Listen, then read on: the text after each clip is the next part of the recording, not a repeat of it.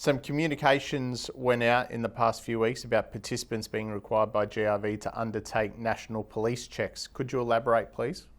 The GRV is undertaking a national police check audit of all adult registered persons, people who are registered with GRV. The purpose for this is because over a period of time, many of our participants may not have ever had a police check done. Our new persons being registered in the industry have to undergo a national police check.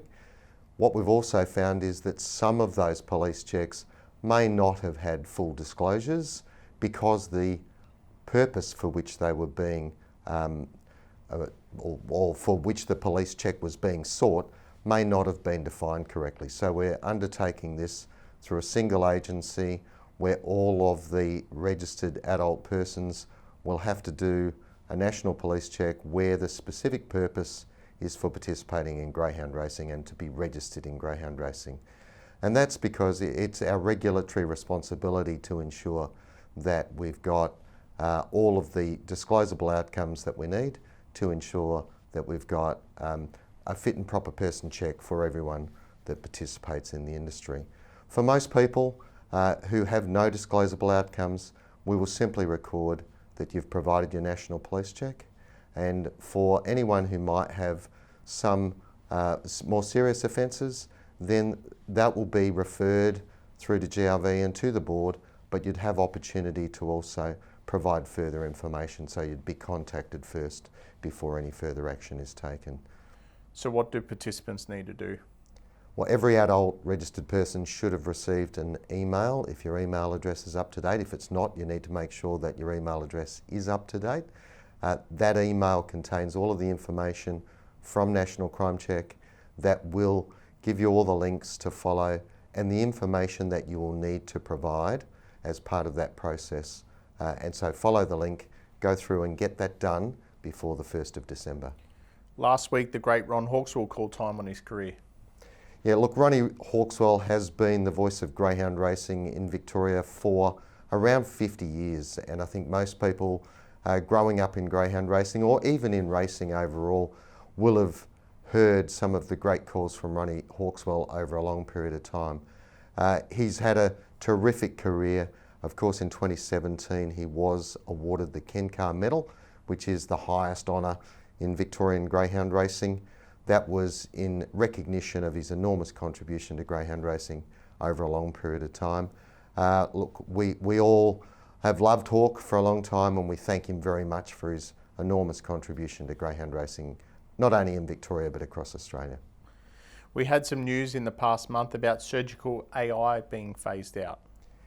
Yes, the Australian Veterinary Association took a policy position about 12 months ago that determined that surgical AI for canines was no longer an appropriate practice for veterinary surgeons in Australia.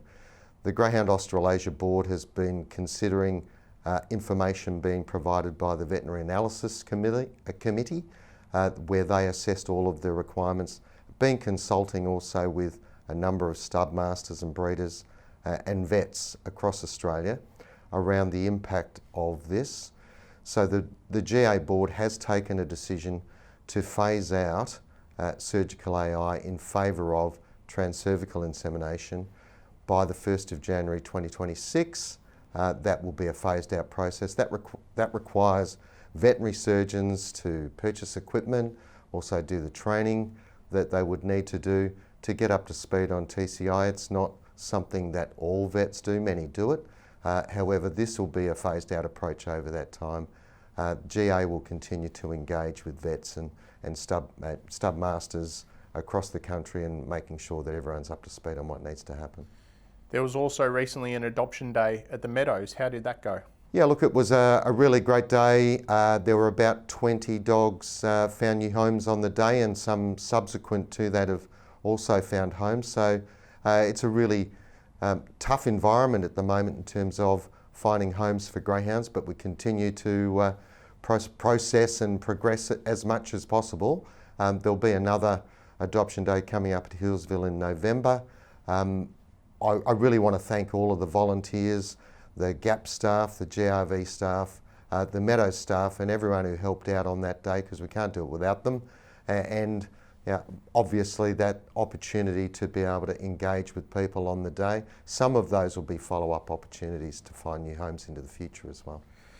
Since we last chatted, the slot holders for this year's Phoenix have been revealed.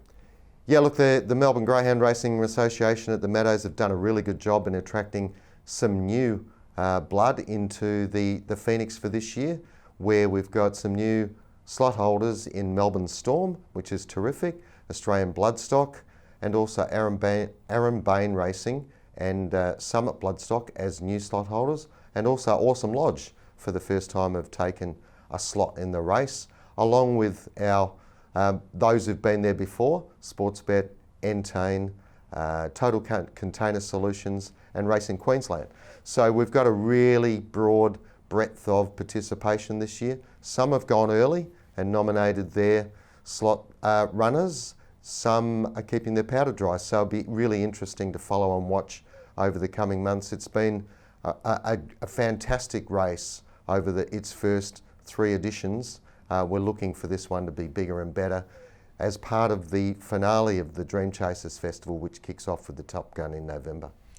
The 13 and 14 race card trial has been going for a few weeks now. How successful has that been? It's been really well supported in terms of nearly all of the meetings that we'd been able to conduct. 13 and 14 race meetings have been able to do so. It's important that we continue to work with Sky to make sure that we make the time span of the meetings as reasonable as possible. That's not always within our control, but Sky have been very cooperative in trying to help us to get that done. Obviously, the Sunday meeting that was being conducted at Ballarat on Sky 2 has now been temporarily ceased in place of these races. So far, the wagering outcomes are about as expected, so the replacement wagering outcome has been equivalent to what we would have got out of a Sunday race meeting. So far so good.